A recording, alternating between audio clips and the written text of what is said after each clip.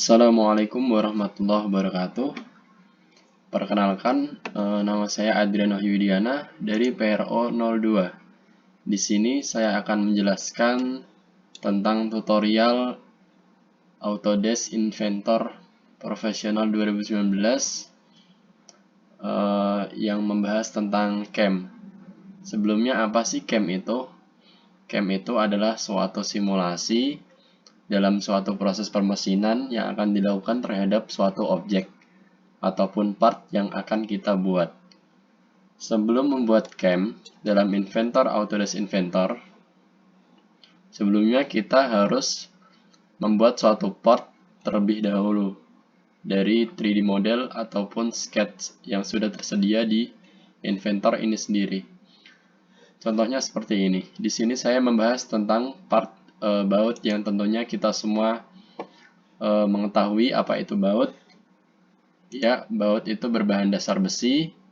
Bentuknya kurang lebih seperti ini. Ini adalah jenis baut segi 6 yang biasa kita temui di motor, di bangunan, ataupun lain-lain.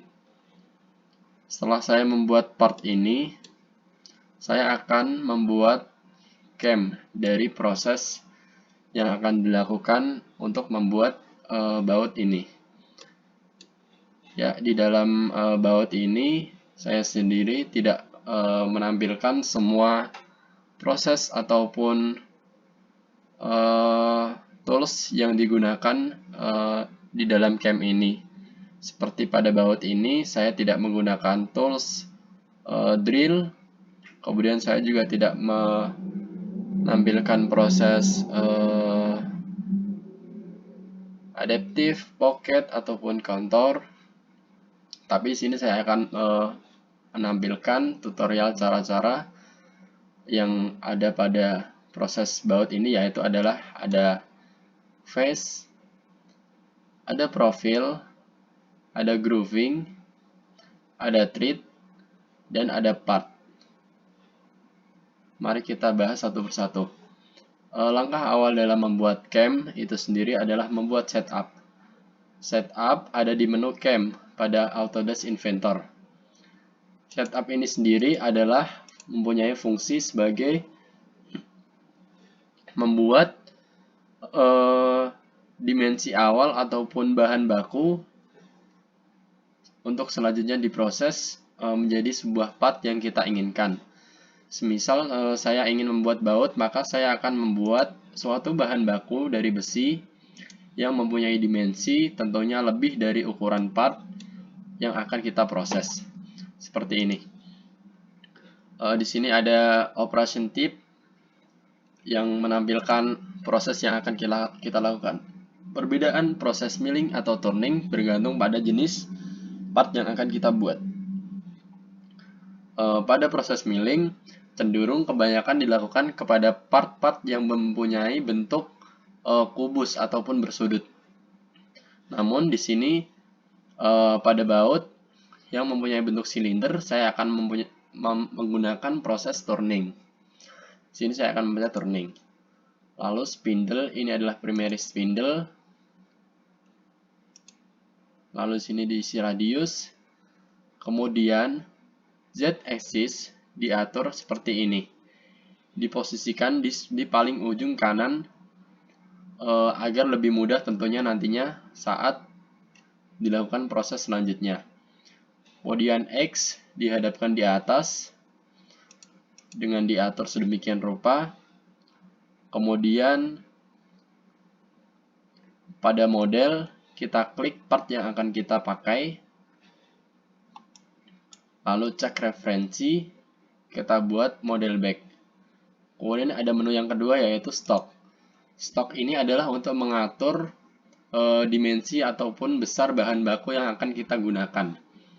Pada diameter ini yaitu bila kita isi, di sini akan mengubah suatu diameter lingkaran yang akan kita gunakan, yaitu pada bagian ini. Kemudian pada length, yaitu adalah menampilkan panjang bahan baku yang akan kita pakai. Jika saya ubah, panjangnya tentunya akan berubah. Nah, demikian.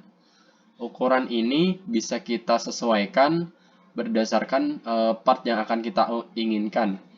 Seberusaha mungkin bahan baku mempunyai offset ataupun mempunyai diameter yang lebih besar daripada part yang akan kita buat. Gunanya mungkin agar menghasilkan part yang lebih detail tentunya. Kemudian offset di sini saya kasih 1 di bagian model front. Lalu post process berisi nama part yang akan kita buat. Di sini saya akan mengisi program namanya 1234 dan nama programnya adalah baut. Kemudian oke. Lalu jadilah seperti ini. Kemudian lanjut ke proses permesinan yang pertama, yaitu adalah face milling. Face milling merupakan proses permesinan ataupun yang bermanfaat ataupun bertujuan untuk mengikis bagian paling depan ataupun muka dari suatu part. Ada di menu cam di bagian sini. Kemudian caranya adalah dengan yang pertama memilih tools yang akan kita pakai di by type, any turning tool, dan CNMT right hand. Kemudian select OK. Kemudian pada coolant kita pakai disable karena kita tidak pakai pendingin. Kemudian pada fit and speed kita uncheck use constant surface speed, dan spindle speed kita ubah menjadi 1000. Pada spindle speed ini tergantung kebutuhan masing-masing ataupun perintah yang sudah diberikan. Di sini saya memakai kecepatan spindle sebesar 1000 rpm. Kemudian untuk cutting feed rate saya beri 0,2. Kemudian di sini ada menu kedua yaitu geometri, yaitu untuk menempatkan ataupun mengatur posisi dari proses yang akan kita kenakan ke part yang kita inginkan gitu. Di sini tentunya saya pasangnya model front karena ini merupakan bagian depan baut ataupun muka baut yang ingin saya letakkan di paling awal proses. Kemudian yang ketiga ada clearance yang mengatur tentang garis-garis clearance, retract, outer radius ataupun inner radius. Di sini saya memakai ukuran bawaan yang sudah tertera di inventor. Kemudian pada sini saya tidak ubah sama sekali dan kemudian saya oke. Kemudian marilah kita simulasikan proses face milling ini. Nah, pada bagian tersebut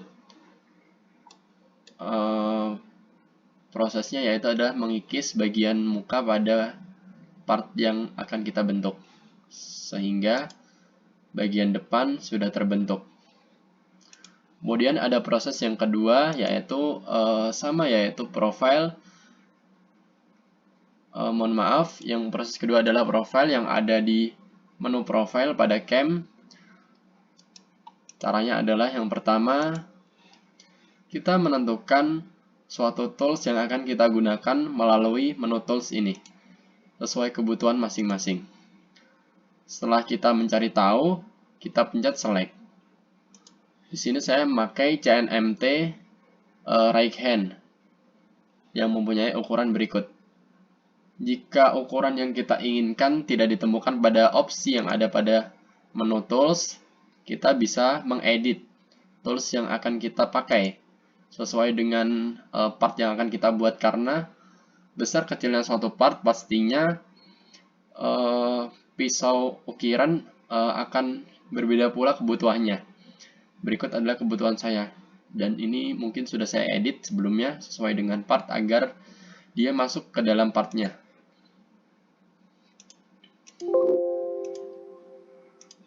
Lalu di sini coolant saya kasih disable. Kemudian sama uncheck use constant surface speed dan ubah kecepatan menjadi 1000 rpm. Dan cutting feed rate saya ubah menjadi 0,2. Kemudian pada menu kedua ada geometri, yaitu ini untuk mengatur letak ataupun posisi yang ingin kita proses. Seperti ini. Jika front, ini adalah batas dari awal pergerakan proses. Jika back adalah akhir dari proses. Profile ini adalah proses permesinan pengurangan suatu part dari samping gitu. Kayak dia tuh memanjang, biasanya dilakukan pada ukuran part, bagian part yang memiliki sisi panjang, bukan berongga gitu. Lalu yang ketiga ada ini readily, di sini saya tidak ubah. Dan yang keempat ada opsi yang menampilkan finishing passes. Di sini saya belum cek karena proses yang pertama jangan dulu di finishing gitu. Kemudian oke saja. Kemudian yang keluar akan seperti ini. Kemudian kita simulasikan proses yang telah kita setting. Nah, di sini dilakukan proses permesinan pengikisan secara horizontal yang akan membentuk bahan baku dari baut itu sendiri menurut diameter terluarnya gitu. Kemudian yang ketiga ada proses profile. Bedanya dari profile yang pertama hanya opsi yang keempat, yaitu pada opsi finishing passes. Apa sih fungsi finishing passes ini? Fungsi finishing passes ini adalah untuk memperhalus daripada hasil yang proses permesinan sebelumnya gitu. Dia membuat baut terlihat lebih halus setelah proses profil yang pertama. Setelah itu kita oke, dan kita lihat simulasinya. Di sini dia akan semakin detail otomatis. Nah, inilah bedanya profile dan groove. Jika profile, dia hanya bisa mengikis suatu part secara horizontal. Namun jika groove, dia bisa mengikir ataupun mengurangi part dari atas ataupun vertikal gitu. Nah, selanjutnya kita akan melakukan proses grooving, yaitu untuk mengurangi bagian sini tadi yang belum bisa dijangkau oleh profile. Caranya sama, yaitu yang pertama adalah menentukan tools yang akan kita pakai. Di sini saya pakai tools turning grooving, OD grooving. Di sini colon saya pasang disable. Kemudian uncheck use constant surface speed dan ganti kecepatan spindle sebanyak 1000 rpm. Cutting feed rate saya buat 0,2, dan pada menu yang kedua ini sama seperti tadi, yaitu adalah mengatur letak ataupun dimensi yang akan kita kenakan oleh proses grooving ini sendiri gitu. Di sini saya pasang di sini sampai di model back karena pada bagian ini tadi belum terkena proses ataupun dia masih belum berbentuk baut. Nah, pada menu yang keempat, hampir sama seperti yang profile, di sini saya belum mencek ataupun mencentang finishing passes karena ini adalah proses grooving yang pertama. Kemudian oke dahulu. Sini kita simulasikan proses groove. Ya.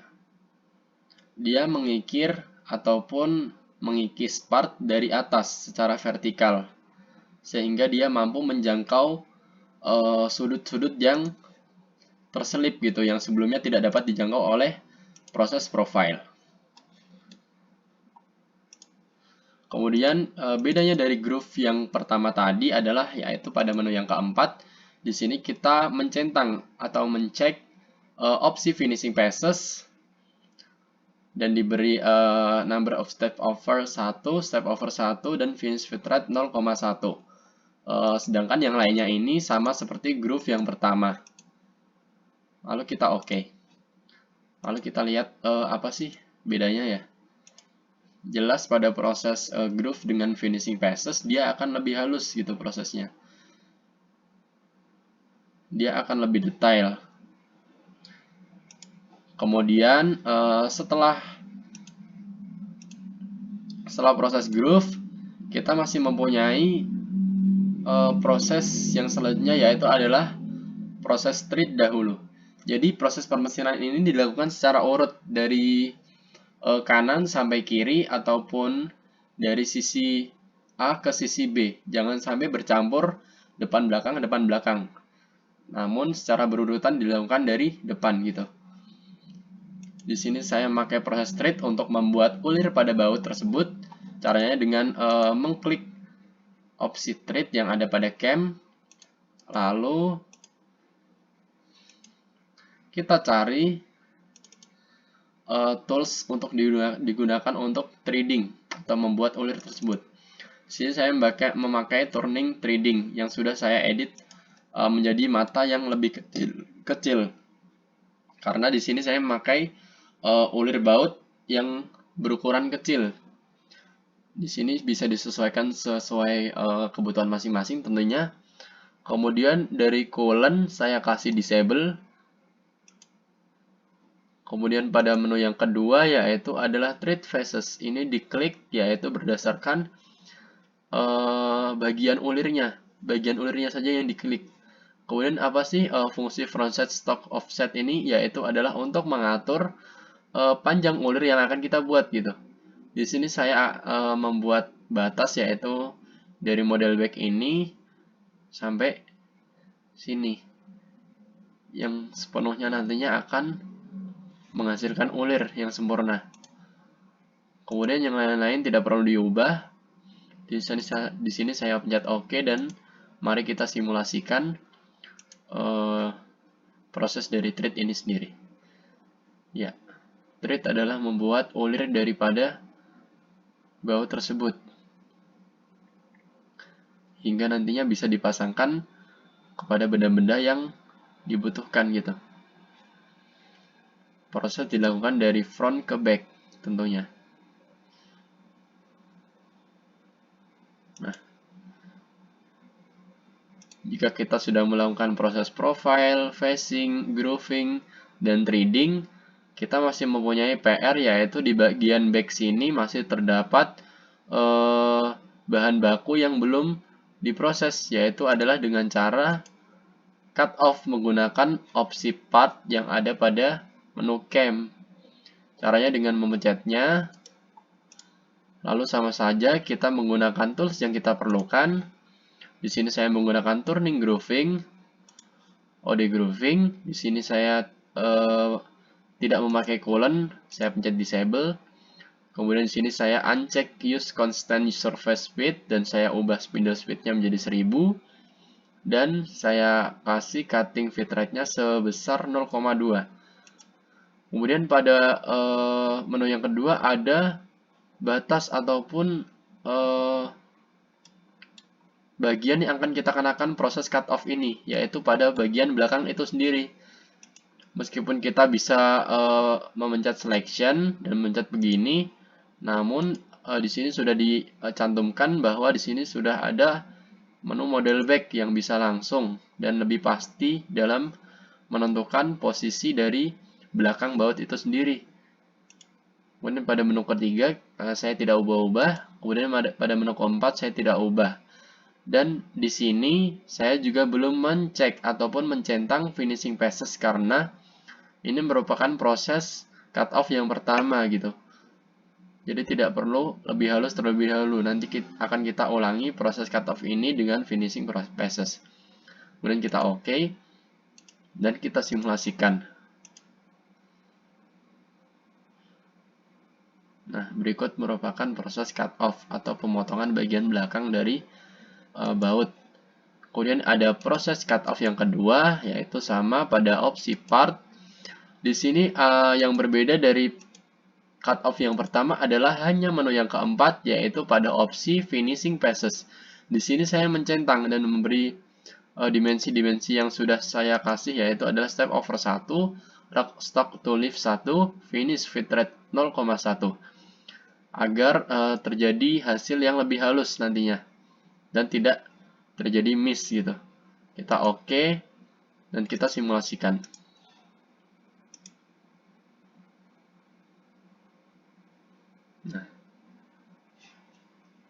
Nah, berikut merupakan proses-proses dari pembentukan baut ataupun produksi baut sehingga terjadi ataupun menghasilkan baut seperti ini nantinya. Sebenarnya masih banyak proses cam yang tidak saya lakukan pada baut ini karena baut ini tidak memerlukannya, seperti contohnya adalah drill, yaitu merupakan proses melubangi suatu part. Di sini saya kasih contoh dari part ini yang mempunyai lubang tentunya. Nah, caranya adalah sama dengan mencari opsi drill ini. Kemudian kita cari tools yang sesuai, tools drill tentunya, dan carilah diameter yang paling sesuai dengan lubang part yang akan diproses gitu, sehingga akan menghasilkan lubang yang sempurna. Jikapun tidak tertera di dalam menu, kita bisa mengcustom dengan ukuran yang sesuai kita perlukan. Di sini colon saya beri disable juga. Kemudian spindle speed saya beri 1000.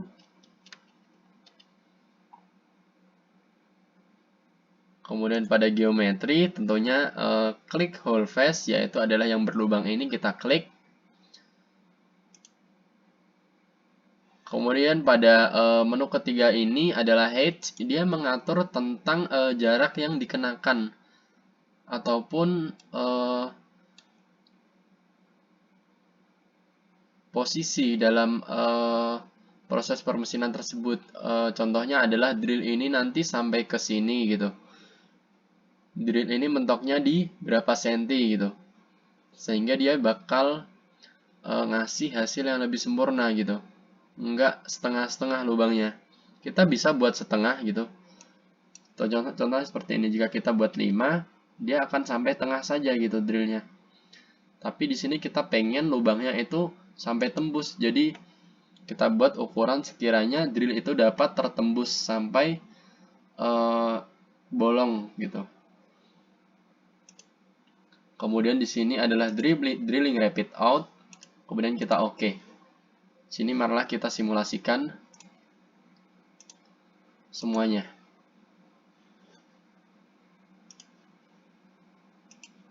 Nah, seperti itu adalah proses drilling. Ya, mungkin itu sekian dari saya. Mohon maaf jika banyak kesalahan yang saya lakukan, baik dari perkataan maupun perbuatan, ataupun mekanisme dari pengerjaan inventor HSM ini. Terima kasih. Wassalamualaikum warahmatullahi wabarakatuh.